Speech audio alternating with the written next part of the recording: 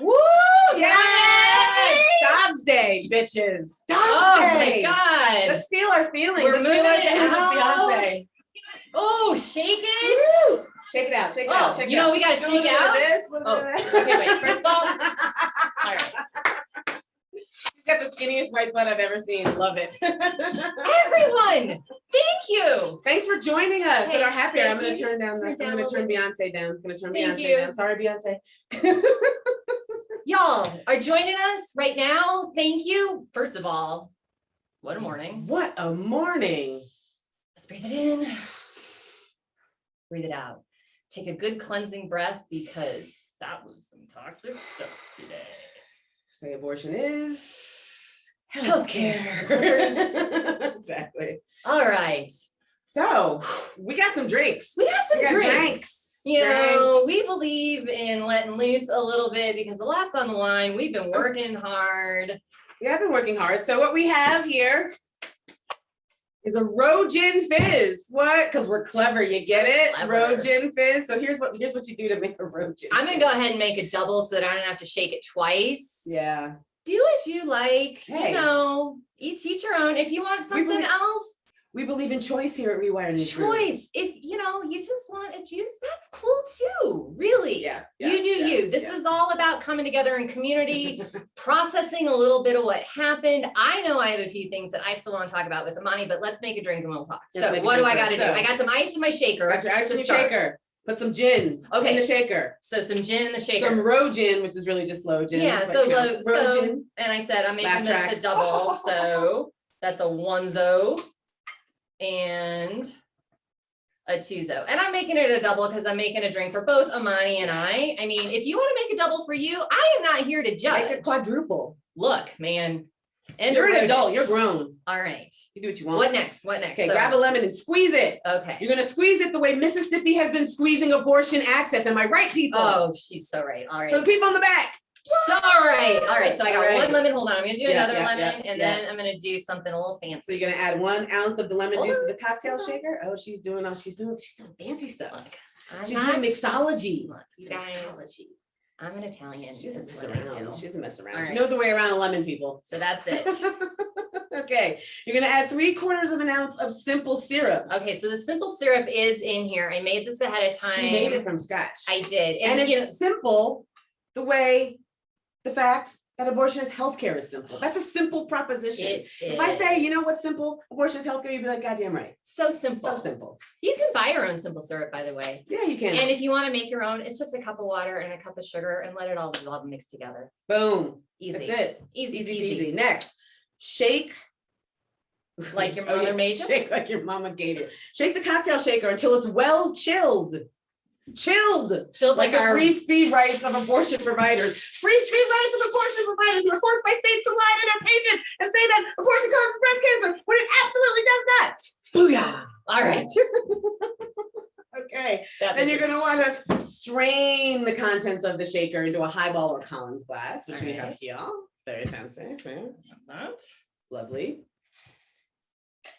Yeah, but if you don't have a hot, Oh, something happened. something happened. Esther, we lost something. Declined. Oh, I'm gonna keep We'll keep on making making the that. drink. there we go. We're back. Somebody tried to call me. I It's mean, spam. rude. You get spam calls on Zoom? That's wild. So I gotta add What's some. going on? I Okay, add so you're some- gonna add some club soda. We're using tonic water because we don't have club soda. So frankly, we're probably gonna be drinking a gin and tonic while you drink a slow gin, Rogan fizz. Slow gin, Rogan fizz. A No Joe Rogan fizz. fizzes. There are no Joe Rogan fizzes. That is a real-time edit. That is a real-time edit. Oh God. And then you can add a lemon wedge. I did. Oh wait, no, I didn't. Oh, you I did just the- you I did the just little- kissed the yeah, side. you kissed the side. I'm gonna add some cherries though. We're Yeah, gonna make it sure. fancy. We're gonna make it fancy. So while I'm making this drink, can we talk about Yes. Amy Coney Barrett? Mm. I'm sorry. But we She's have your, to. I mean, look, if anyone can Ooh, get look, into wait, the, hold on. oh, that's pretty. Wait, ready? Yeah. We're gonna make it Ooh, dramatic. the drama. Let's Okay. cheers. Look at that. That's very pretty. Cheers. I should probably stir this up, but you we're know, fine. We'll live. here.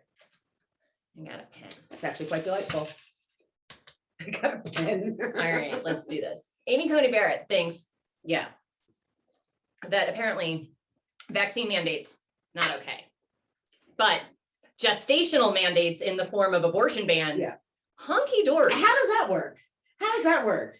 Right? I don't know. That's a good drink. It is. I'm not really a gin No, it's drinker. really good. I but love I made a gin. good drink. Congratulations. Good job. This is an important reminder to pat yourself on the back, people. When you do good things, you know? But no, Recognize your seriously, achievements. back to the subject at hand, and Yeah. that's Amy Coney Barrett and Yeah. this understanding that vaccine mandates are bad, but gestational mandates are fine. So public health measures that have Yeah. been in effect for eons Mhm. are suddenly bad Yeah. because MAGA and red hats and whatever. Mhm. But forcing someone to gestate a child for 9 to 10 months, no big deal. Yeah. NBD. Even though we know, right, Mhm. that childbirth is 14 times more riskier. That's not in English. That's not things that people say in the English language. More risky. Cheers. Cheers, indeed. More risky than Yeah. childbirth, right? 14 times more risky than abortion. And in Mississippi, what was it? 75 times Yeah. more risky, particularly for women of color, because 39% of the state of Mississippi is Black. Like, can we just sit with that? 39% of the state of Mississippi is Black, Mhm. and they have virtually no representation at the state level. Mhm. Mhm. Like even physically or in terms of just their electoral power. Yeah. They've been stripped of their electoral power. Yeah. And now what are we gonna get? We got news a couple of weeks ago that the personhood movement is reactivated in Mississippi, Yeah. which means, and that's the next step. It is the next step. But let's back to Amy Coney Barrett. I know you had some things. So there's that. So like, and what really bugged me about that, and thank you all for letting me just rant Mhm. about this. And please hop in the comments, let us know what you thought. If you've got questions or things that you want Imani and I to talk about, please like fire away. But so what bugged me is that it wasn't even a question. It was like a snarky sorority girl aside. Mhm. And like you go through the transcript and she's like, I mean, like a vaccine mandate. But back to my question. And Mhm. so I lost it. And then as if it couldn't get worse, but yet it did. Mhm. She went right to safe haven laws. And we talked about this a little bit on the podcast yep. today. And I really appreciated your point, which is, like stop fucking equating abortion and adoption. Right. But like, let's let that sink in. We have a real possibility that there's a majority of Supreme Court justices that think that it is fine to force people into medical crisis, potentially Mhm. deliver a baby and hand that over to the state. And particularly because they have gone whole hog with this notion that women have to understand, they need to be informed of what they're doing when it comes to abortion because they are denying this maternal instinct. Yeah. So think about the way they frame that argument as some kind of a denial of maternal instinct. But here they're advocating for forcing people to give birth and then go through the trauma of having to give up something that you just gave birth to. Right. What happens to maternal instincts there? Right. Right. So you're going to force someone to maybe potentially feel these maternal instincts, but they know that they are not ready to Right. care for a baby or they don't want to for whatever reason. That's not that easy of a thing to do. No. To just give up a baby. And to have that as a conversation outside of the context of community, Mhm. because are the people who are availing themselves of safe haven laws also then finding themselves super supported in their community? Are they going to find themselves shamed? Yeah. Is it going to be like, hey, Susie, we saw you were pregnant. What happened? Mhm. When we've got the Washington Post running their maternity ranches stories, Right. it's so clear how far they're really trying to push things back. And you said it on the podcast when we were talking about it today. We can't even get paid leave. Right. I've had 2 C-sections, folks. I wasn't allowed to drive a car at 6 weeks. When I had my second C-section, I couldn't pick up my first child under medical orders because why? Massive abdominal surgery. If I were to do that now, same, no leave. So it's wild. So You can't claim to care about life, to be pro-life and to think every life is important when you're not willing to do anything to let that life thrive once it is out of the womb. yeah. I'm sorry, you don't care about life. You care about control and power, which we've talked about a lot over the last couple of months. And everybody joining us here, oh no, I'll cheers you again. Okay. Knows that. We have a question from Heidi. Ooh, yay. Hi, Heidi. Thanks Hello, for joining. Heidi. Big question. Why is a Leo? Why? Oh no, you're gonna get her started. I don't know what happened. Somebody, like, I made some Yosemite Sam joke in one of the podcast episodes, and then it has like turned into Yosemite Sam Alito finger guns in my brain ever since. Like with the mustache and the oh Jesus, that man. That man, indeed. Do Also, you think he knows joy? Like, No. even in a little bit. Like, I mean, when you're getting up on stage in front of the Heritage Foundation and picking on an article written in the Atlantic by Adam I know. Serwer, thereby proving his point, I don't think you're finding any joy. but He's like extremely online, but he's not online. You know what I mean? oh yeah, no, he's got sock accounts and he's name searching himself all I'm over sure the he place. is, right? You know, but to answer your question honestly, Sam Alito serves a very important point or very important role on the Supreme Court, and he is the theological foil for everybody else. So Sam Alito takes the most conservative theological position possible. He basically represents the United Council of Catholic Bishops in the United States. That's his position in all things. It's that and like Red Hat MAGA, which is they're functionally the same group of folks at this point. And what his job is to do is to push the law as far in the partisan direction as he possibly can. And we saw him doing that in the arguments today. So why Sam Alito? Excellent question. There is a very cynical answer as to why he's on the bench. And y'all, he replaced Sandra Day O'Connor, which when we think about this, right, like we're potentially seeing the reversal of Planned Parenthood versus Casey and Roe versus Wade. And Sandra Day O'Connor is, for good or for bad, seen as one of the justices who, when these first battles came up, really crafted the compromise that at the time, for good or for bad, gave us what we have now. It could be Sam Alito that undoes that. And that's, you know. And especially knowing that Sandra Day O'Connor wasn't particularly happy with her decision to retire when she did, because she retired to take care of her husband who was sick at the time, you know, and I feel like she felt pressured, as women do, right? Women are expected to be caregivers. Yeah. And that's why I push back so much when people would argue about Ruth Bader Ginsburg and all of these men telling her to retire. It's like, you know what, we can't just put women out to pasture. Yeah. You know, just and then replace them with crappy men. And then which is what happened. Totally. And if I can just nerd out on some of the history here, because folks may not know this, you know, when Sandra Day O'Connor was first nominated, there was a ton of concern that she was not going to be liberal enough, or I mean, conservative enough as far as Republicans were concerned on abortion. Reagan almost didn't nominate her because the conservatives were worried that she would kind of give the farm away when it came to abortion. And they had a whole conversation about how that wouldn't happen. Now think about that. You know, the first woman appointed to the Supreme Court already had the conservative movement's nonsense hoisted on her shoulders as, are you going to be conservative enough and oppress women hard enough for us? Right. That was the game plan out of the gates. And look, I mean, I won't go on a huge rant about Sandra Day O'Connor and who she was. Like, that's I have a thing about her as a justice, and I'll save that for another time. But what we should just remember is that, you know, she tried, and there are a lot of male justices, you know, Sam Alito at the helm, who are doing everything they can to undo her legacy. And like you said, when the decision comes down, they'll find a way to blame Ginsburg for it then. Oh, for sure. I mean, 100%. And I mean, just the very fact that Alito wrote the Third Circuit opinion, the underlying opinion in Casey, and would have upheld all of those regulations, including the spousal notification regulation, which would say, if you want an abortion, you got to ask your husband. Yeah. He was fine with that. He probably had a tingle in his tummy thinking about writing that opinion. And so, but when you talk about, you know, this conversation that they had during the Reagan years, I mean, can we talk about, let's not talk about how bad Reagan was, but that's a different happy hour. That's like a 3-hour telethon. But, you know, when we talk about like, God, I lost my damn train of thought. When we talk about Reagan nominating Sandra Day O'Connor, I was hoping it would come if I just started talking, but I lost it. It's okay. Damn it. It's okay. It'll come to me. Yeah. Any other questions? Yes. Awesome. This is from Judy. Okay, Judy, what do you got for me? Hit me with your best shot. Come on. Away. Are married women going to be utilizing safe haven laws without social consequence? I mean, that's an excellent question. And that digs right down into the heart of what, you know, what abortion is, right? Besides it being healthcare, it is utilized primarily, well, not primarily, is it primarily? It's more than 50%. More than 50% of people who get abortions already have children. Yeah. So this is not about promiscuous sluts, right? This is Right. not about women needing to keep their legs closed and face the consequences of their choices. What they are saying is that they want people to get married, right? Because that's what you do. If Yeah. you're a good, upstanding religious person, you marry someone.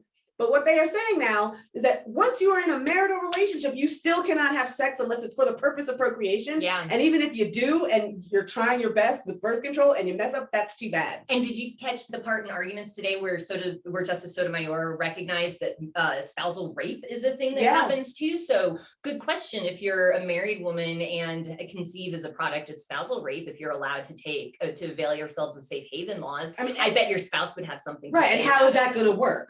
Like Precisely. practically, it's Precisely. And again, it gets to this whole idea that for whatever reason, adoption is interchangeable for abortion. And that's just nonsense. You remembered your Reagan point. I did. Thank you. You know me so well. So when we talk about, Sandra Day O'Connor being the subject of this conversation during the Reagan administration, then we should really talk about this nonsense that Brett Kavanaugh was going on about how the court is neutral, right? The Supreme Court is not pro-choice or pro-life. The Supreme Court is neutral. And isn't it really you, dirty abortion advocates and abortion lovers, isn't it your fault that we're even in this position to have to decide this case? I mean, if you wouldn't talk back, Imani, I wouldn't hit you. He made an abuser's argument. Yeah, That's an yeah. abuser's argument. Right. Why do you make me hit you? Right. It's like, we want these rights. Well, you can't have these rights, and it's your fault. I'm having to tell you that you can't have these rights because you asked for the rights in the first place. And you know what else? There was that moment in arguments where Kavanaugh was just rolling off all of the precedent that had been overturned, and none of it was involving individual rights, which I thought was really interesting to say the least. And then, in fact, there was a moment where you and I slacked each other because Breyer jumped in and just started going off, and we were both like, we lost the thread. What's Breyer doing here? I went back to the transcript before happy hour started because I was literally like, no, seriously, what was Breyer doing there? Is that when he was asking about the 15 pages? Yeah, about the 15 pages. And I realized that Breyer was so hot because what Kavanaugh had done there in that moment was the worst bad faith reading of precedent possible, but also was basically giving a first draft of an opinion of what it looks like to overturn Roe and Casey here. And so Breyer's counting votes in real time. And I think that's why he just sputtered in and was like, you assholes didn't do the homework. You didn't read those 15 pages. And if you read those 15 pages, you know that you can't do this right now. We got Elie joining. Oh, yay, how exciting. This is gonna be great. All right, you got his interest up. Oh, wait. Here we're gonna do.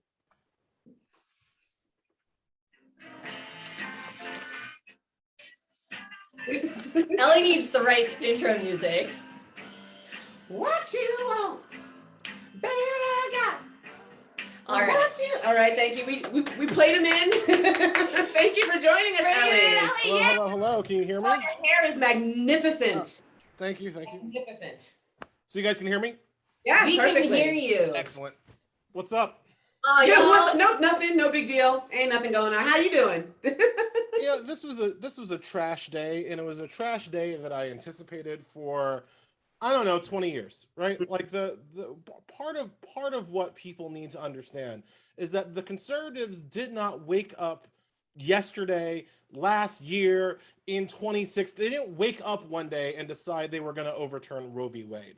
They have been going for this pretty much nonstop since 1973. They've completely changed the definition of what a Supreme Court justice is supposed to do in order to fight this. They have changed how they train their own Supreme Court justices so they don't keep getting got by Anthony Kennedy's and David Souters along the way. They've completely changed the Supreme Court confirmation process, all for this day.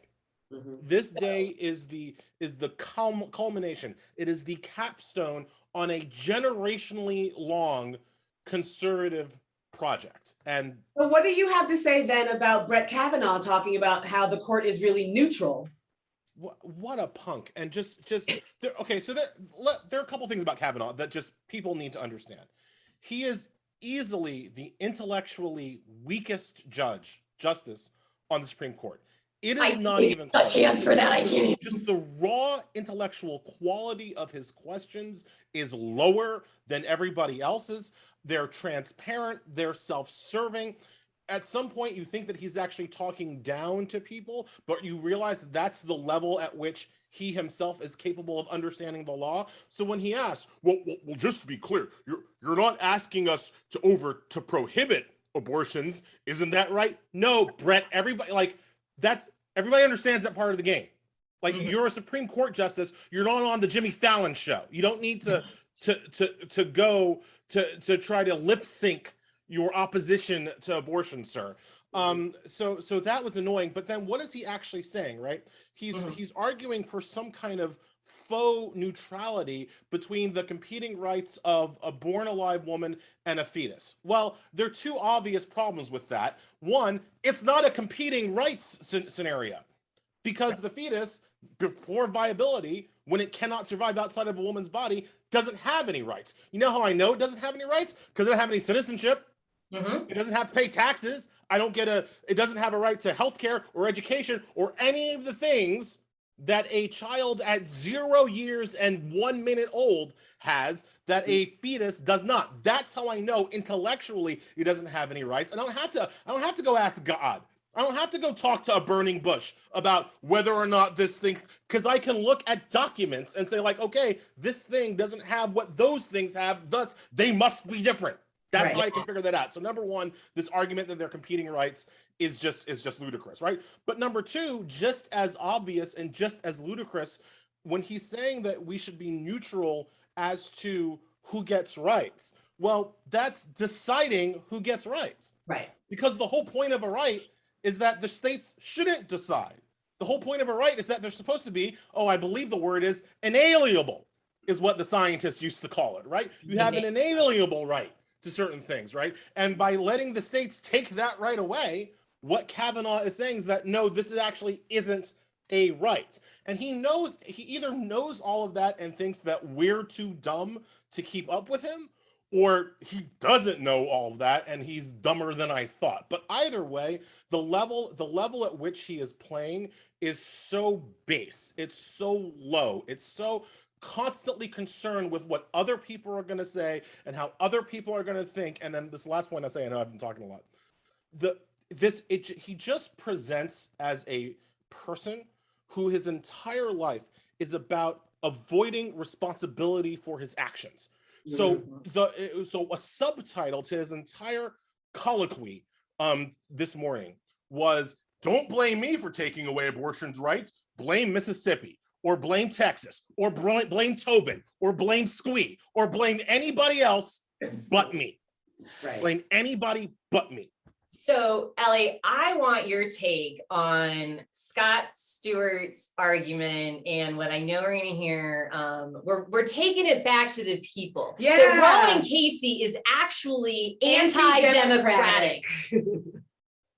And it poisoned the law. Roe and Casey poisoned the law, and it choked compromise, and it haunts Elie, it haunts this country. Women running around there with liberty haunts us.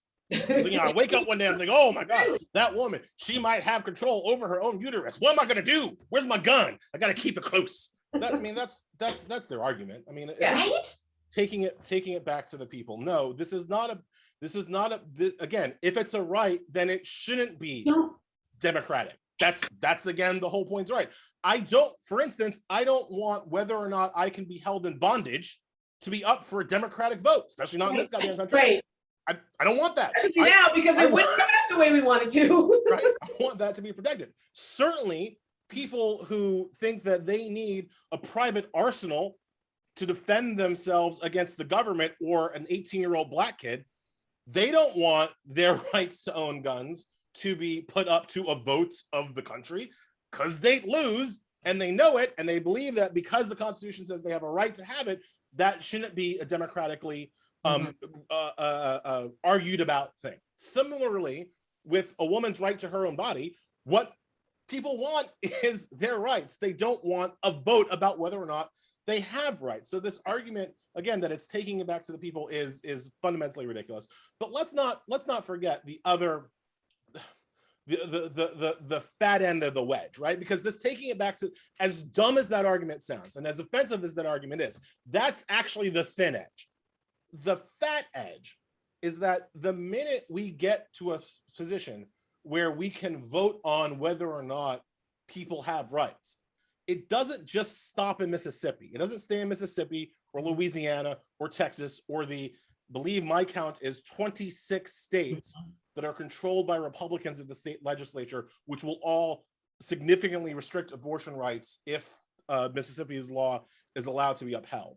It won't stay in those 26 states because the next battle for these people is to get a federal law banning abortion or significantly restricting abortion. Now, we've already seen that conservatives have been able to choose their judges on this issue and this issue alone. That is what they now want to do for their entire political structure.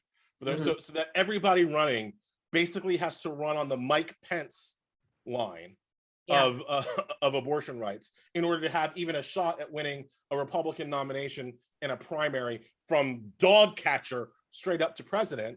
And then they will try to pass federal anti-abortion forced birth legislation. That's the next step. These people are never satisfied with what they are. And if they succeed and they get the federal forced birth legislation, then they'll come for contraception. Because you guys and I have talked about this before, but like every argument they make against abortion is an argument that was originally made against contraception. Their entire legal framework was actually deployed against Griswold v. Connecticut against contraception that was only repurposed for abortion rights. So if they succeed here, their next target is going to be abortion rights, to say nothing of LGBTQ rights and all the rest. There was actually a bit in the arguments this morning where basically I think it was Kagan that was asking, like, where does it end?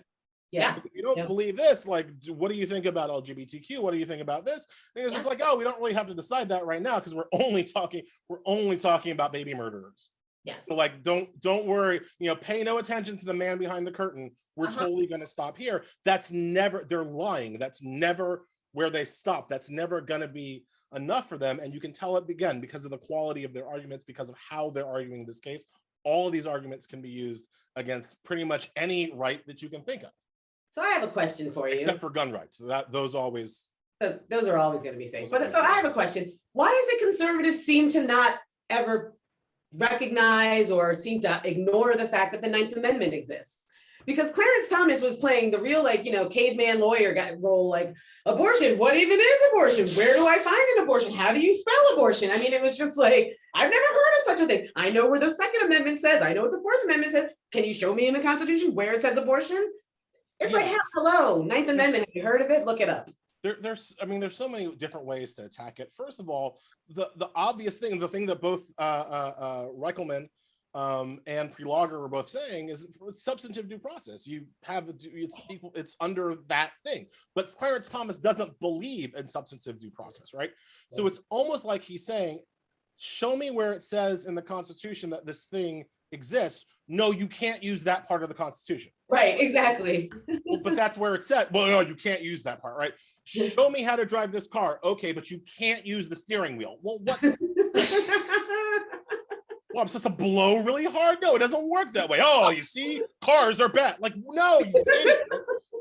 So that's part of the game that Thomas is playing. But the general, it's funny, these originalists who claim to care so much about the original text and the original document of the Constitution, what the founders originally wanted. The whole reason why James Madison, who wrote their precious Bill of Rights, put the 9th Amendment in was because he was afraid that some fools in the future would look at the Bill of Rights as the complete list of rights, when clearly it wasn't. So he put the 9th Amendment in there to specifically be like, don't be idiots in the future. This list is not inclusive. There are more rights than I have listed here. That's what the 9th Amendment says. Comes along, he was right, because 200 years later, Robert Bork shows up and is just like, the 9th Amendment is like an ink blot. Who can know what's inside of it? So we have to ignore it. I mean, that's a literal Bork quote at his failed confirmation hearing. Anthony Scalia would go on later to agree with Bork that it was an ink block. And then when asked about it, I recently wrote a book and I actually had to research it. Please talk about it. Yeah. And Scalia says, proudly in an interview, is just like, who can even know what the 9th Amendment means? I don't know. It's your goddamn job. It's your literal job to know what that means. And you're going to sit here and tell me that you can tell whether or not gay people can have sex and gay people can get married and Black people can have rights, but you can't figure out what one of the amendments of this document even means. That's, you can't be bothered with that, Mr. Scalia. That's his actual argument. So yeah, the 9th Amendment says that there are more rights than are in the Constitution. You can cite the First Amendment, the right to privacy and the right to abortion there. You can cite it under the 14th Amendment's Equal Protection and Due Process Clause. You can cite it in a lot of different places. And I keep arguing, if you don't like all of those, and I like all of those, I think all of those are fine constitutional bases for the right to abortion. But if you don't like those, my favorite is the 13th Amendment, where it says very clearly, forced labor shall be outlawed in these lands. Boom, we're done here, right? Because you cannot force a woman to do the labor of the state without compensation against her will. We fought a war over that. And it's y'all lost. labor, right? It's literally labor. It's labor. You're going into labor. Clarence, the word is in the Constitution. So we had someone in the comments ask a question for us, just if we could give a real quick explanation of substantive due process. And I love this because these are the kinds of terms that we throw around all the time. And this is an area where there's literally like meat on the bone. So, you know, we talk about due process. That's like the way that the government does its job in interacting with citizens, people, yeah. right? And so there's procedural due process. That's like how it literally has to do the process of it, right? Read you your rights, those kinds of things. Yeah. Substantive due process is like, what is the substance of your rights? What does that really mean? Like, that's where the rubber meets the road. And on the podcast today, you explained it really well, I thought. And how did you talk about it? Yeah, I said it's just substantive due process is how people relate to one another, right? Like families, adoption, abortion, contraception, marriage, interracial marriage, same-sex marriage. I mean, this idea that there are these watershed cases that they kept talking about, these watershed cases, and that no one would ever dare turn over these watershed cases. It's like, well, who decides what's a watershed? Yeah. Right? But yeah, substantive due process has to deal with the rights and the way you relate to each other, the intimate parts of your lives, which is why it's so ridiculous when you have cases like Bowers v. Hardwick, right? Where the state is coming into your bedroom, seeing something it doesn't like, and then stringing you up for it. And in Bowers v. Hardwick, what was that? Oh, Bowers v. Hardwick. Sorry, Bowers v. Hardwick. What do you mean? What was that? You know what that was. I'm sucking down my drink at a rate faster than Jess here. Bowers v. Hardwick is the case that was like anti-sodomy laws are fine. Yeah. The state can regulate the private sexual conduct of consenting adults. So when Scott Stewart in his argument today says, you don't have anything to worry about if you overturn Roe versus Casey, all those other decisions that Roe versus Casey were built on are fine. Do not believe a single word that man tells you. He knows that's a lie. He knows that's a lie. So the way that I like to understand substantive due process is they're the rights that you need to make all the other rights make sense. Right? I like that. They're the interstitial rights, right? So a great way that people can understand is that we all understand that you have a right to free speech, right? You have a right to say what you want to say, right? It flows from that you probably have the right to have a tongue, right? So if the government says like, I'm going to cut out everybody's tongue, you would say, well, no, I have a right to speech. Well, it doesn't say anything about tongues. Well, substantively, in order to access my right to speech, I must have a right to have a tongue. That you know, it's how we stitch together everything else in order to make it make sense. So no, they don't have to spell out, unlike what Clarence Thomas was, the Constitution does not have to be a fully inclusive list of every perversion and evil that men can think of in order to protect us from it, right? We can have these general concepts, general rules, and say that substantively, in order to make those rules make sense, in order to make due process happen in any real way, obviously some other things are understood to be included, like the right to tongue. What do you think of Roberts today? So in my piece that I think should be coming out tomorrow, depending on the edits, like I spent most of my time emoliating him, right? The most infuriating moment of the hearing for me, and there were lots of infuriating moments, but the one that literally got me a stripe from my kid as I was cursing. Roberts asked Reichelman, is there any evidence, is there any data that changing the standard from fetal viability, which is about 24 weeks, to 15 weeks causes any harm to women who are prevented from getting an abortion for that extra 7 or 8 weeks, right? That was the point of his question. And boy, was Reichelman ready. I mean, if you're listening, if you didn't see it in real time, trust me, you could only wish in your life to be as ready for a question as Reichelman was for that question. She was ready. And she had all of the evidence, right? People who get abortion after 15 weeks tend to be poorer, needed to save up money in order to get to an abortion. They tend to be younger and didn't understand the signs of pregnancy because it was they were either very young or it was their first time. There are all of these reasons why a woman might not be able to get an abortion, to say nothing of the fact that abortion access is very restricted and it's hard for them to get the time off work or whatever. So you've got people who just were recently divorced, people whose relationships ended, that created the pregnancy, the relationship ended, their circumstances dramatically changed. So not only are you talking about people in particularly difficult situations, you're talking about people kind of least able to carry a baby and become a mother are getting abortions in that 6, 7, 8 week period, right? So she answered his question, and Roberts's response to her answer was, putting that data aside. Right? He asked for evidence, he was given evidence, and he brushed it away, and it's not the first time. This is exactly what he did during Citizens United when people were trying to explain to him what the dangers of unfettered campaign dark money would be. And he brushed it aside. It happened in Shelby County when people tried to explain to him the legacy of racism that still existed in the South. He said, no, racism is functionally over. We're fine. We're a different country. It happened in Ruka recently over gerrymandering. People tried to explain what Republicans would do if he made that decision. And he was, no.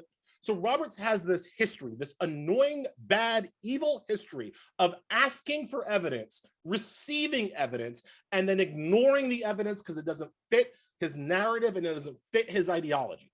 And that's exactly what he did here in this Dobbs argument. He asked a specific question. He got a very good, very specific answer, and he completely ignored it because he couldn't make that fit with his preconceived notion that it doesn't matter to women. And this is the part where I will remind people that John Roberts does not have a uterus. That at no point is John Roberts in danger of somebody implanting a bowling ball in his stomach and then asking him to extrude it out his urethra. That will never happen to John Roberts. But this man decided that for him, the difference between 15 weeks and 24 weeks doesn't matter. And when a woman gave him actual evidence, he didn't care. That's what I think about Roberts. Yeah. Elie, thank you. That was great. That was like a sermon. That was and I loved the way you explained the substantive due process rights. I'm gonna have to file that in my brain bank to the extent my ADD will allow it. I'm sorry they're not more happier times. This was a I already have kids. We've had our kids, and I like to say my wife, if she wants to have more kids, she's free to do that. They're just not going to be. We're not going to be my kids, right? You're going to have to Same in this house. He can sleep on the couch. You do what you got to do, but like I am done having kids. But we were trying to explain abortion basically to our 9-year-old to the last couple of days, and we're so lucky because we have a monicum of money, because we have a lot of education, because we understood how birth control worked, because we were in a long-term committed relationship. I've known her. We started dating essentially my second day of college.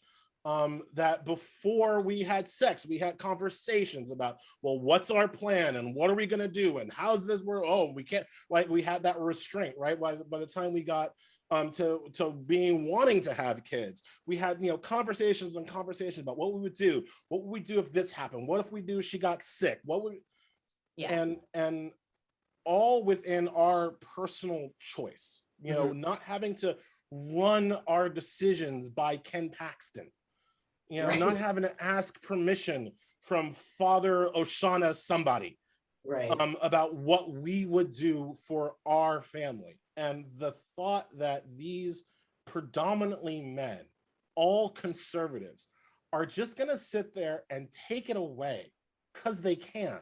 Because they can. is just it's I know I sound hyped up and whatever, but it's really, it's painful and it's sad and it's wrong, and it is going to take an entire movement. The conservatives have put a generation into doing this, and we're going to need to put our own generation into stopping them. Yeah. Thank you. Thank you, Elie. nice Elie one, has guys. a book out. What's Is it your out book, yet? Elie? What's The book is your called book? Allow Me to Retort, A Black Guy's Guide to our Constitution. It's available from the New Press on January 11th. Everybody buy Ellie's book. Buy Elie's book. Thank you I have so a much. whole Thank you. chapter Thank about you. abortion, and literally my abortion we chapter gotta- is called The Abortion Chapter. Yes, the abortion chapter. I can't wait to read it. Oh, and we got to play in. I got to play in. Yeah, I got to play in. What am I going to play in with? Okay, here we go. Oh, we're noobs. We're working on this.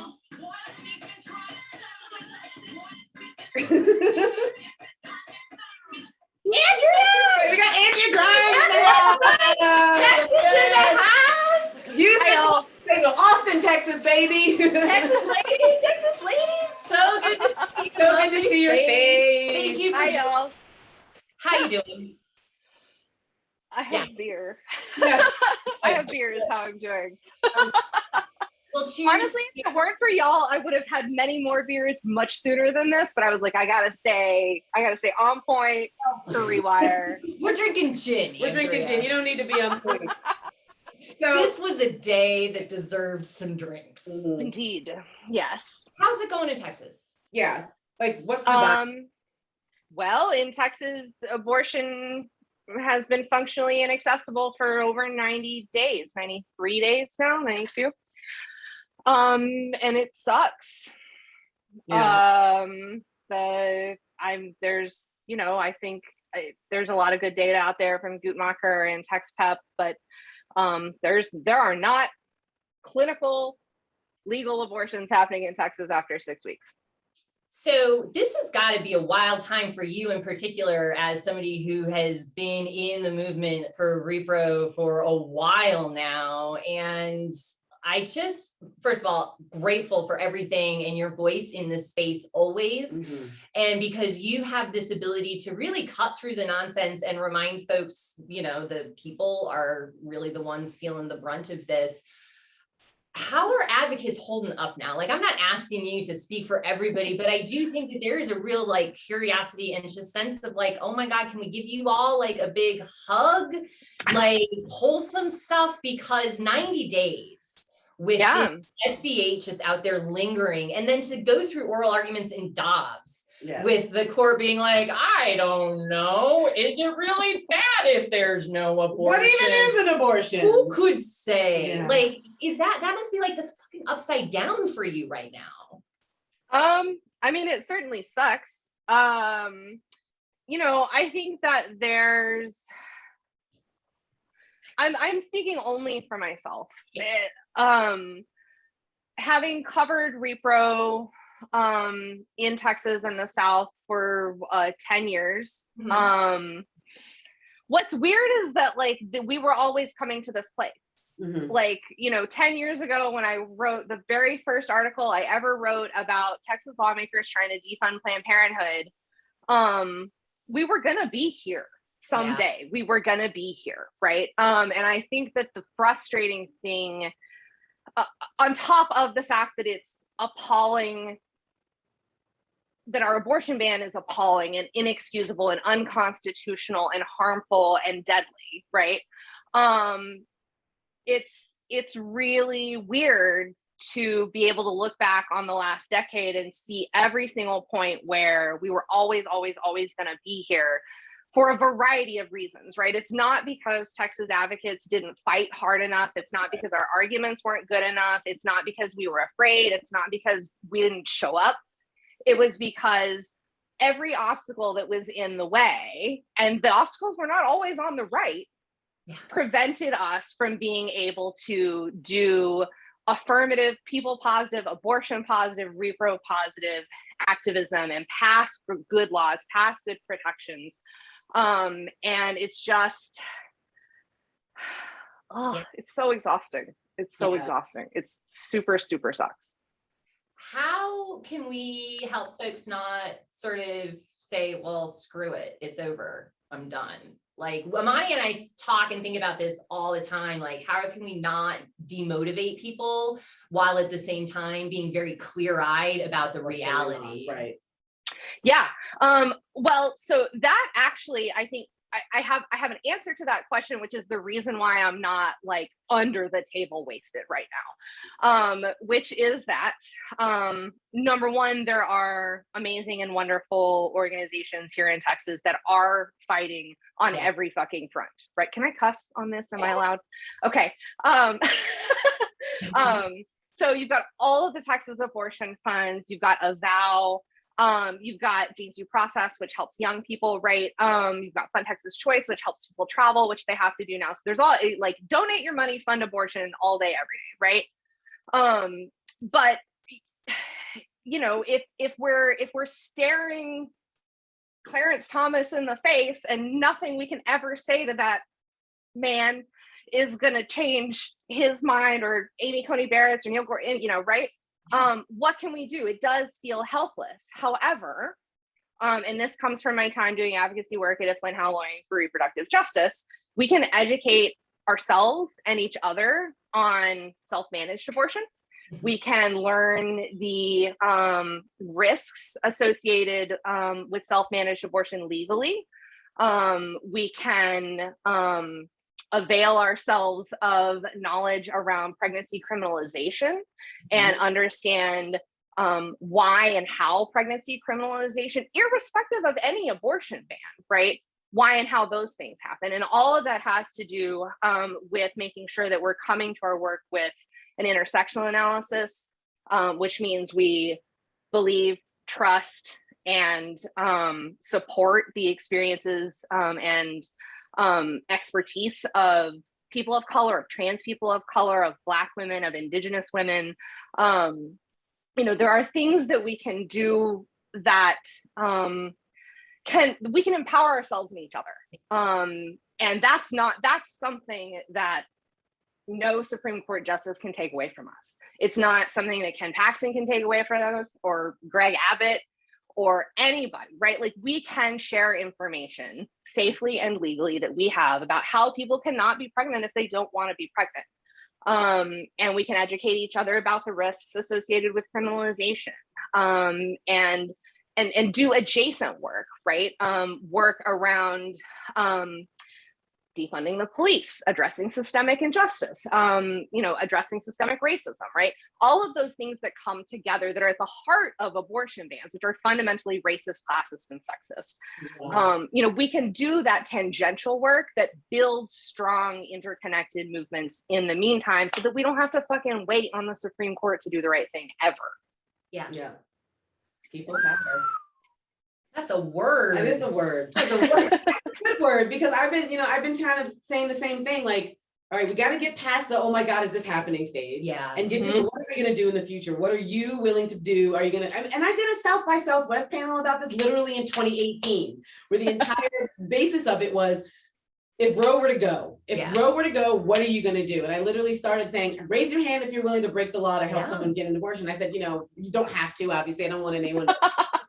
But you know, you have to think about what you're willing to do, how far you're willing to go, and make those plans, because somebody you know is going to need, in this post-Roe world, somebody you know is going to need an abortion. Yeah. And are you going to be the person that they go to when they need that abortion, because they know they can trust you and they know that you have evidence-based information and you know where they can go and you know what the risk finality, all of the things Andrea said? Are you going to be that person, or are you going to be the person that's like, oh gee, well, that sucks, you know? Right. Because you really, I mean, you can't, and this is something that is so, after Trump was elected, after Trump began occupying the White House, right.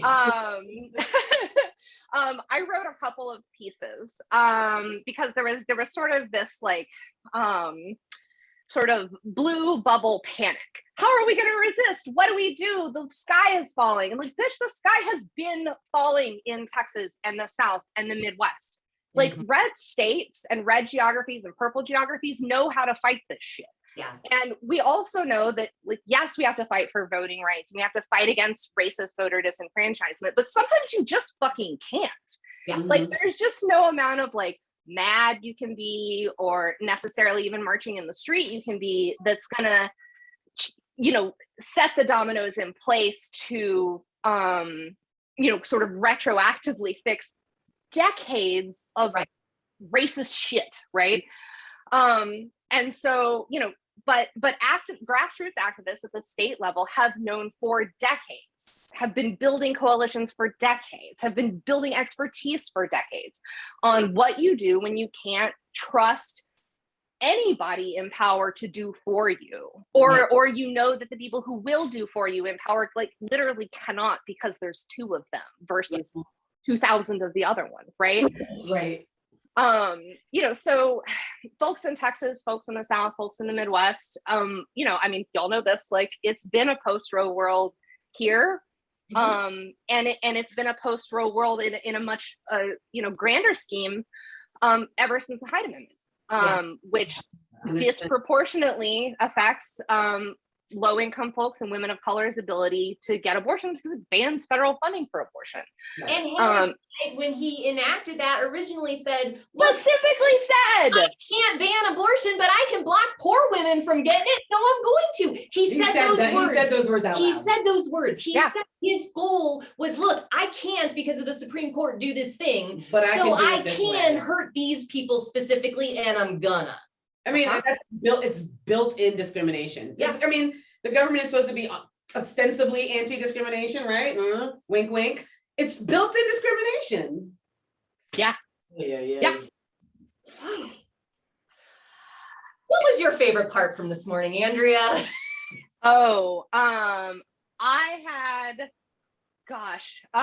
I really right after the hearing was over, I stood up and ran, got my dog, put her leash on her. I was got my husband. I was we're going for a walk. I gotta fucking tell you all this shit. So I just barked the whole thing at him, and I'm sure we already have signs in our yard around abortion. I'm sure they're oh, there goes the abortion lady again. But neighborhood needs an abortion lady. Yeah. But I think my favorite part, they were both Sotomayor. I think my favorite part was when she said to the Solicitor General of Mississippi, isn't yours fundamentally a religious argument? Why are we fucking here? This is your religious belief. It's not everybody's religious belief. It's not even the belief of many people ostensibly who share your religious faith, right? And she was just so, and I know that that's not what the nut of the arguments are legally speaking, but I was just fuck yeah. That's good to hear. But also to that point, it's not the nut of the arguments, because there wasn't an opportunity given to the parties to fully brief the argument. Because if they had known from jump, no, this is going to be the case where they overturn Roe and Casey, then Center for Reproductive Rights would have made different arguments. But the question that the Supreme Court presented them was one thing, and the shit that Mississippi wanted was another thing. So it actually should be the nugget of the argument, because it's fundamentally a religious view. Jews don't believe life begins when a man looks at a woman and says, hey, baby, let's go down to the hotel, motel, Holiday Inn. It's, so how is it that again and again and again, when it comes to abortion, when it comes to LGBTQ rights, when it comes to trans rights, well, the T is in there, but again and again, we are kowtowing to Christian evangelicals. Yeah. Answer the question, Andrea. I need you to. Why is this happening? It's so frustrating. Oh God. And then the other bit that I really appreciated was the line when Sotomayor says, how is SCOTUS ever going to get the stink off of us? We've been, or stench, I think she said, when are, how can, and to me, really, I think the way she phrased it in that moment was really powerful, and because it is an odiousness, and it's something that and it was put upon her and the other reasonable judges, right? But it's going to pervade and permeate that institution. If what I think is going to happen, which is that they're going to gut abortion privileges, or the right to abortion. But the thing, there's there's an idea under that, which I think goes even more strongly towards the question of politicization, which is like all of this back and forth, and Thomas and Alito asking all of these, but doesn't the Constitution say it? What is a right and who could abortion? Like fundamentally, there is, I think, nothing more counter to the intent of the founders than a politicized Supreme Court. Like our government is supposed to be 3 separate fucking branches, and the court specifically is not supposed to do this thing. So like, whether or not you believe abortion should be illegal or abortion is a constitutional right, like it is not the Supreme Court's job. The Supreme Court exists because it's not its job to decide that particular thing, right? And I just love, like, I thought she got at that really powerfully and really quietly. And it just, like, any question about, is this constitutional, the fact that the question exists means it's not fucking constitutional, period, end of. Right. And what Imani stole my drink, so I'm making a second one. I did. And I have to imagine that, you know, as someone who must have felt really immense pride at being appointed to the Supreme Court, and to have, you know, this venerated institution, and to have toiled your entire life with the goal of perhaps one day sitting on the highest court of the land, and all of that entails, it's almost akin to the way the New York Times has just flopped in terms of prestige, right? Like, there was a time where someone would have said, oh, we're going to publish you in the New York Times. I would have been like, oh my God, this is like a dream come true. And then when it finally happened, I was like, I'm good. You know what I mean? And now Sonia Sotomayor is going to be in the I'm good phase of her career on the Supreme Court, because she's part of an institution that is horseshit. You know? I mean, it should not that's be, sad. It should not be that the 4, how many of us? 4, 3. I'm counting myself as 2 people on the screen. We're halfway through the happy hour, folks. How you feeling? There's no way that the 3 of us should be able to sit here and just know in our bones what is going to happen with this case, knowing what we know about the court basically going rogue and deciding to take this case. This case shouldn't be here, right? Yeah. Right? And so the fact that we know what's going to happen means that there's something's bad. The milk ain't good. The milk ain't good. You know? Yeah. Oh, we have some questions. All right. Oh, hold on. First of all, thank you for hosting this happy hour. I'm just wondering what we can do between now and when SCOTUS makes a decision to support abortion access. Okay, what can we do now between now and when the Supreme Court reverses itself? issues its decision to support abortion access? So Andrea gave some great examples in terms of donating time and resources to folks on the ground, abortion funds, direct services organizations. Folks need to travel now. So like, it is just not easy in Texas and frankly anywhere to get an abortion, but really in the South in particular. So do that and focus on those areas right now that need care the most.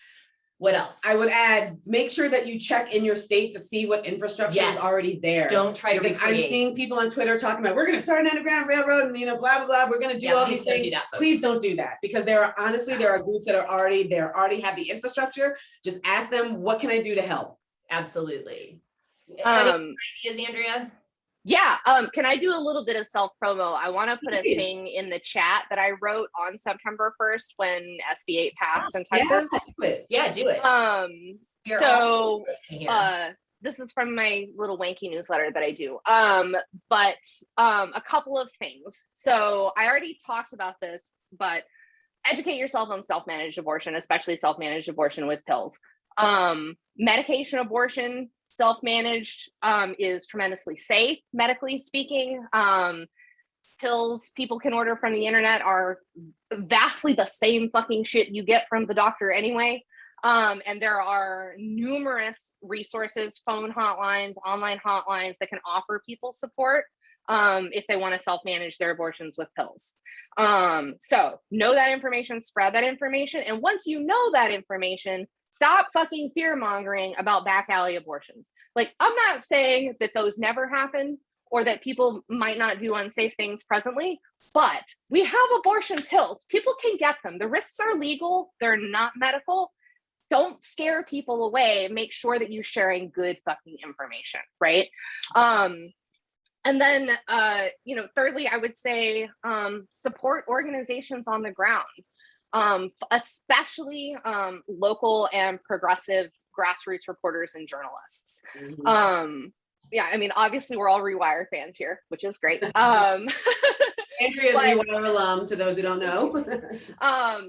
And Rewire was one of the few places when I was first starting to report on repro that took Texas shit seriously from the get-go, right? Like that wasn't waiting on the big case to come, but like took the sort of turn of the screw stuff really seriously.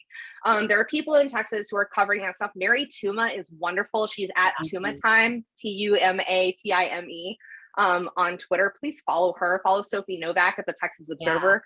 Follow small presses, small publications in the Midwest and in the South, and get to know these stories before this happens, right? Yeah.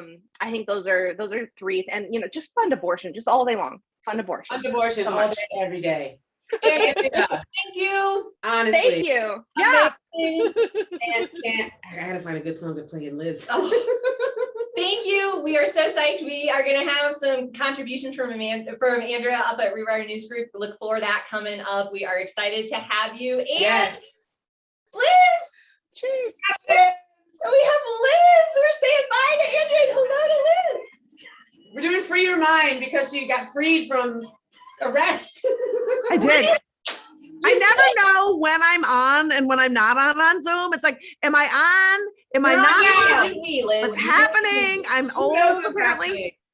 Hi, friends. Good to see you. So good to see you. First of all, I want to say thank you for your honesty today in your recaps. I'm not psyched, but you were honest and I loved it. I thought it was very smart and informative. Oh, thank you. And terrifying. Oh my God. But also, y'all, have you talked to any, I'm just going to be really straight up that we were outnumbered 7-1 out there today on the streets. So I refer to you got arrested today. Talk about the scene outside the court. What was it scene like? Outside the court. So it was the bloody fetus signs were at an 11. Then there's buckets of anti-abortion extremism. All of them lead to the same horrible road. So I'm not giving anybody a pass. So there's the people who choose the oppression road of, I sort of look like you. And you know what? Can we talk? I'd really like to fuck you. So those are the people who usually hold the rallies and do the March for Life and, busload the teens in who are fucking like rabbits at the hotels. And then those are those people, right? Catholics, that. Yes. So they arranged their little speaking. Well, guess who took over? The Operation Save America people and the crazy ass people with the big ass signs. At one point, and they had the loudest mic. So they took over the whole front of the court and blocked in our side in their rally speeches. So you couldn't get access to our side. So what you're seeing and hearing is, and they go in and put babies in blenders. I mean, that was the nice part. That was the nice. So that was the dominant narrative, thump, thump, thump. And then our side was behind all of that rhetoric. And so it's you've talked about it so much. We've talked about it so much, when we talk about coming out for abortion and coming out for, reproductive justice and access to care, their side comes out. If you're dreaming about abortion, they'll show up in your bedroom. They just know, they will just show out. You open up your refrigerator, they're in your fridge. For all of them, truly. Yes.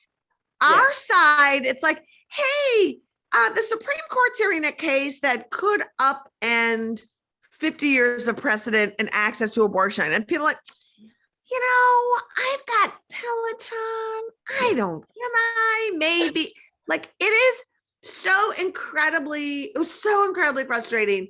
But we did some cool street theater where we made these gigantic heads of the justices and we had them marching to the street. And then we called to order and did 3 cases before the justices, which is people who need abortions, people who fund abortions, and providers. And it was really amazing to have this like happen. And so that felt really incredible. And so, and then we walked down and got arrested.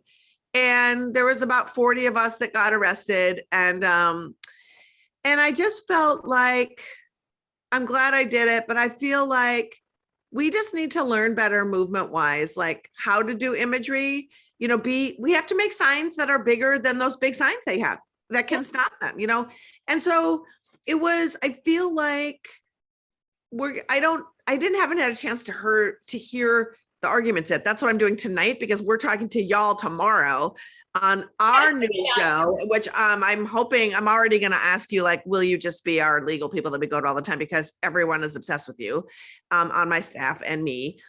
So we just think you're the best. But like, I don't know.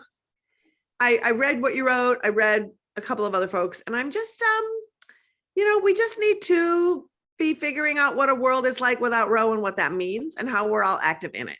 Yeah. And stop wondering, but just kind of, because we've had a world without Roe for, I don't know, like basically since Casey. So that's 1992, right? So yeah, but I'm just like, I'm having wine and I'm joining you and I'm super excited about all of it. Excellent. You guys are festive in Colorado, doing the most, and I love it. Yeah. So let's talk about this show you got, because it's very exciting. And I'm hoping that it is an opportunity and a platform for us to talk about all of the things post-Roe, and also to do so, because I think one of the things that Imani and I really appreciate about what you do, and we talk about this a lot on our show, is that this is heavy topics. It's a really bummer of a time, and don't take our insistence on finding humor in this as not taking it seriously, because damn it, folks, we gotta laugh about this. Like, there has to be joy in the fight, or what the hell are we doing this for? Yeah. So I just want to say, first of all, thank you for continuing to find joy in the fight and inspire us to do so, because that is real. And let's talk about this show, because this is exciting. First of all, for people who don't know, Lizz Winstead created The Daily Show. So when it comes to creating shows, she might know a little something about it. I do some things. I do a show sometimes. I do. So for me, like, I started this nonprofit. I'm a comedian and I'm a producer. And when I realized that, and I'm inspired by the lack of caring about abortion in progressive spaces the most. And so, so for me, I'm not trying to change some wingnut's mind. I have no interest. What I am trying to do is help folks who have sidelined abortion, have not prioritized the right folks when talking about abortion. And also knowing, like, through working on The Daily Show and Air America Radio and being a stand-up, knowing how humor can expose hypocrisy in ways that can reach people that I know how to do, right? And watching that be successful. And then when trying to talk about abortion within frameworks that were run by like cis white dudes, that's always been like, it's always like, will men care? Is always one. Yeah. And it's like, we listen to the travails of men's experiences constantly, and I've often found humor in them.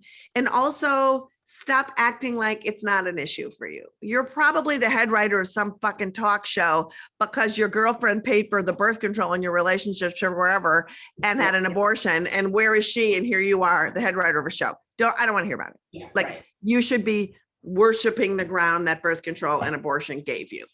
Like, you should never stop thanking people. I so appreciate that, Liz. I'm going to actually share a personal story. I guarantee you don't remember this. Back when I used to live in Minneapolis, this was like 2008, 2009. You did a political writing or a like political satire workshop Yeah.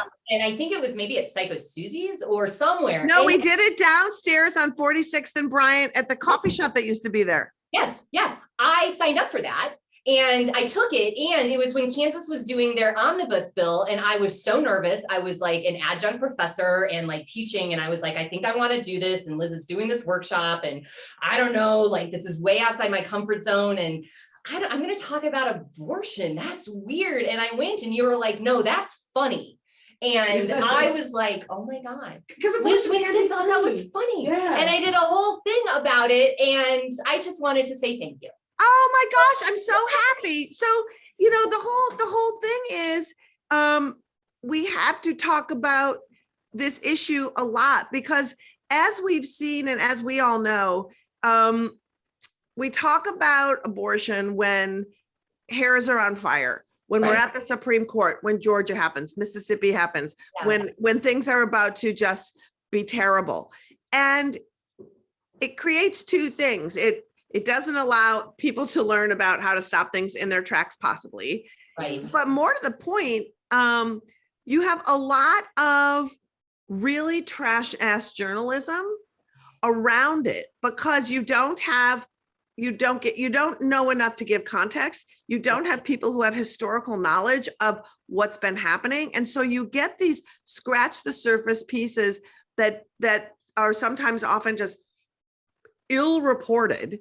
Mhm. And like, I'm sure you all saw the piece in the Washington Post last week about the maternity ranch, and it's like Hidden Valley Ranch where we can go and just try to talk people out of their abortions for some reason because we feel entitled to, and then throw them on our ranch so that they can do free labor for us for a year while we indoctrinate them into our weird religion.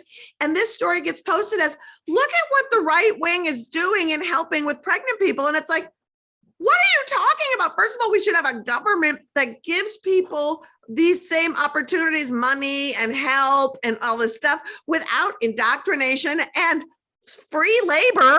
What? What are you talking about? So it's like, so those stories just laying there in the world, and you're like, how does that happen? And the New York Times is putting op-eds in where some person says, the Texas law, maybe it's a good first step because as we all know, they just say things like that they get to. As we all know. A fetus has a jaw at 6 weeks. I'm like, a jaw? If you're Jay Leno, but like stop saying things that are not true and just letting it lay there. Liz, do you remember it was about 7 or 8 years ago with the masturbating fetuses? Do you remember that? I do. It was like, oh, well, fetuses, we have evidence that fetuses are jerking off in the womb. So therefore, they're jerking off. That person is an OBGYN in Texas and is in Congress. And, when that story came out, I was first like, after I had a purple bruise in my head from slapping my head against my computer, I was like, okay, let's play their game. If that is true, then transvaginal ultrasounds are child porn. And let's have that conversation. If you want me to go down your path of extreme weirdo-ness, then I'm going to take it to its natural conclusion. And I think part of what's going to be so fun about our show is bringing, when they say these ludicrous things that turn into legislation, we have to break it down and actually take it to the ridiculous natural conclusion to show people like this isn't a real thing. And this thing would actually happen if it was a real thing. And so laying it out that it's not real to begin with, I think is really important. And also to we just don't have enough media spaces that weekly cover the news around this issue with providers and activists and researchers and lawyers who are setting the record straight. And then also just having dope comedians and musicians on who can, who are doing really great activism work themselves, and then comedy bits as well. So Tell the people about the show, Liz. What's Tell it the called? people What's the about name your of show. it? What's Yeah. it called? Where can they the show find is it? called Feminist Buzzkills Live because, as we all know, feminists aren't funny, and we always just destroy the room, kill a party. So we just decided to, again, just take ownership of the crap they say and call ourselves that. Nice. And it's going to be every Thursday on YouTube on the Abortion Access Front. YouTube channel. Thursdays it will drop at 4, the live show, and then we'll subclip it and put it out. But we're hoping that it's going to be a spot where folks who we think are really smart and interesting are going to be having a home, educating people. And then hopefully it can also be a jumping ground for like, so that networks can see these interesting people were on that show. I want to book them. So a springboard to also educate the media and elevate the profiles of the people who need to be speaking. Doing the work. And it's so necessary because we are in a period of time where a lot of people are getting activated on abortion, but they have really just ding dong ideas about how to do it. Like, I'm going to start an underground railroad in my basement. You know what I mean? So like there needs to be a place where people can go to talk, to get to know who the activists are, who the advocates are, who they can hit up on Twitter or whatever. You know what I mean? I think it's and also to have fun, because we're going to need to laugh a lot over the We're going to need to laugh. And also, gosh, Imani, that is such a point that can't be emphasized enough, is that so many of my of my people, and by my people I mean white ladies, are very excited about the idea they had. Yeah. That's been like in place for, man, what if we started a fund where people were helping people get abortions? I'm going to start that and do that. State to state, Liz. Yeah. Yeah, and I'm going to do that. And then I'm going to co-op some weird language around like emancipation and have an underground railroad and do a thing. And it's like, oh my God, please, let's just help the people. And part of it is like, oh my God, please do your research. But also it says so much about the fact that there's a national network that funds abortions, that is run by volunteers, that is helping people navigate. The fact that that hasn't been on the cover of Time magazine, you know what I mean? Like, that's astounding. And so like, when you don't report on things and invite people into your media space, you know, there's just ways that we just have to have people in media spaces who are doing this work. And so that people know to join the work, elevate the work. I often say it's really important to be the pack mule in the leadership of others. You know, when people are brilliant in leading organizations and that have been around, especially women of color, like offer to like set up chairs and do all that shit that takes away from the creative brain power and to be able to drive it forward. Do that shit, bring people food, set up stuff, do the flyers, do all of that work so that the people can have their minds focused on the work they're doing and get it out there. That's scaffolding power. Yes. And that's what we need to do. And I want to get a little bit real here with you white ladies for a little bit. I think a lot of it has to do with well-to-do white women who it's true, literally don't respect the work of Black women. I think that's true. No, you can say it. It's true. You know, and so when it comes to people who are on the front lines, who have been on the front lines, who are poor themselves and are taking money out of their own kids' mouths. Lori Bertram Roberts will take money from her own kids' mouths in order to help someone get an abortion, right? Yeah. So when you ignore the people who are doing the work, hell, if you are a rich white lady, send Lori Bertram Roberts $1,000. You know, seriously, like there are things that the mutual aid is so important. You don't have to be the leader of some new movement. And I feel like there are white women who want to come in and like head things up. Yeah. And I have a white lady thought on that too, please, as a resident white lady. I do think too that there is an element of white ladies being in certain spaces being told that we are exceptional and extraordinary and like encouraged to take up that space in ways that then gets sort of morphed into really ugly and self-ego gross ways. But you know, like I grew up in conservative spaces, and as a progressive minded white woman was told by other liberals that I was like a unicorn. Right. And so I think that there's some that like, I think some white ladies get high on white their own supply is what I'm saying. Yeah. Well, and it's just like also too, like I was always like, you know, that even in when I entered this joint, this like deciding that I wanted to do focus on abortion, you know, like we called ourselves Lady Parts Justice for a reason that was germane to something that happened in Michigan. But when I heard from the community, like, you know, that name feels harmful and it doesn't feel inclusive, we changed it. We went I and think it is changed it. great. I love abortion Oh, yeah. AF. It's great, right? And we changed it. And because I'm just not in the business of doubling down, especially if people are feeling bad. And it's just the same with all of it. It's like, if you're not going to be looking at the larger picture of the work and the work we do, there was a hole in the movement. It wasn't like, we filled it. There wasn't anybody traveling around the country doing comedy shows and inviting up activists and providers to the stage so that our audiences could hear from them and then sign up and support them. You know, that didn't exist in the world before. So look to see what doesn't exist in the world before and make sure it doesn't, and fill a hole. I mean, it just, you can fill holes, there's holes, but also support the activists who are doing the work.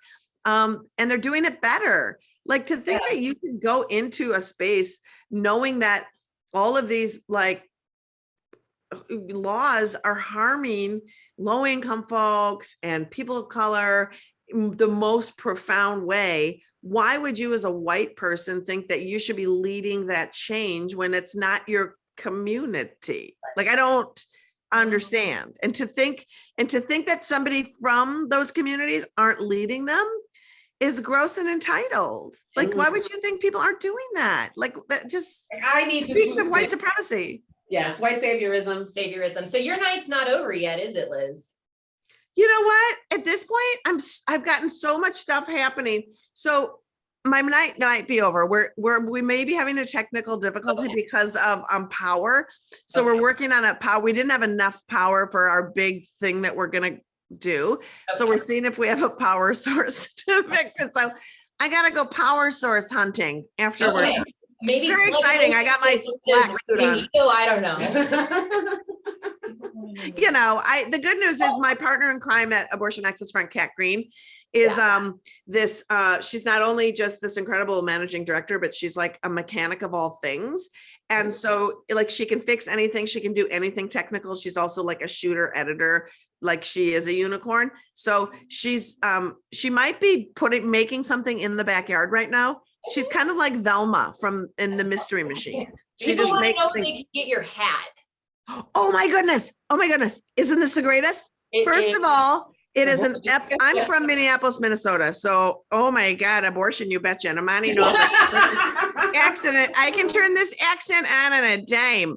I used to go on the radio with Imani and do Michelle Bachmann impressions. Be like, oh my God, I know that there's Black people that live around here, but I'm going to hate the story of Michelle Bachmann when she was on the school board, lurking in the bushes. Lurking in the bushes. Yes, I 100% saw pictures of it. And she also did a speech that I highly recommend Googling, where she's on the stage, or I guess the stage isn't the right word, at a church when you're on the altar. Yeah.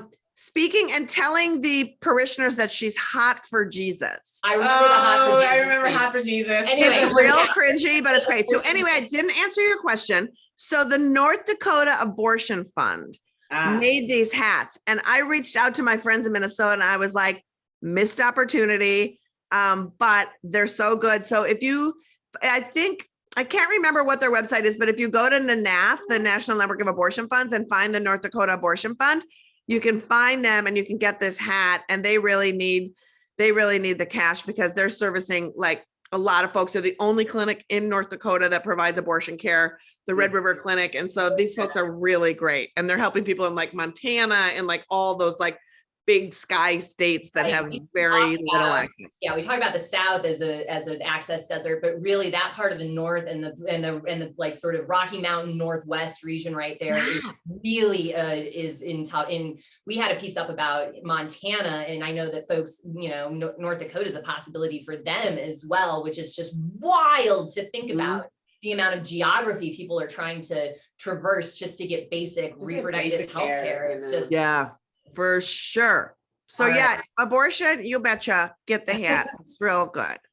Amazing. Liz, thank you so much for joining us. I am so happy. And I just have to say, Imani, your hair lately, I can't even. Thank you. I know everyone's been telling you, but I get to tell you directly. I'm really loving it. And I'm so excited that I get to talk to you again tomorrow. Yes, are so excited. Yeah, it's gonna be awesome. I know it's going to be really great. So thank you. And thank you for all you do. You make us smarter. You make us laugh. You keep us hopeful. And I'm thankful that you are in the world. Thank you Same, so much. same. Likewise, Liz. Bye. Thanks. Bye, everybody. Wow. Okay, we need it. What do we need? What do we need? I feel better. It does feel good. Here we go. Here we go. Do you guys feel better? Do y'all feel better? I legitimately feel better. Oh, yeah. We did work hard for the We money did today. so work hard for the money. I still got work to do after this. That's all Oh my right. goodness. Y'all, thank you. We had a drink. We laughed. We raged. Elie called Kavanaugh a punk. Sorry. I'm just gonna sit with that. Y'all, I'm Yeah. sure that there were questions that you had that we didn't get to, that there were comments that we probably missed because I kept my reading glasses on my head because I'm an old lady and I didn't want the glare to bounce off the screen to y'all. So if there's something that you want to know that we missed, please Twitter. Hit us up on Twitter. hit us up on Twitter. If you haven't joined our Facebook group for Boom Lawyer Facebook, do that. Yeah. What else? That's it. Thanks for. Oh, and donate. Yeah, donate. Thank you, Rewire Esther.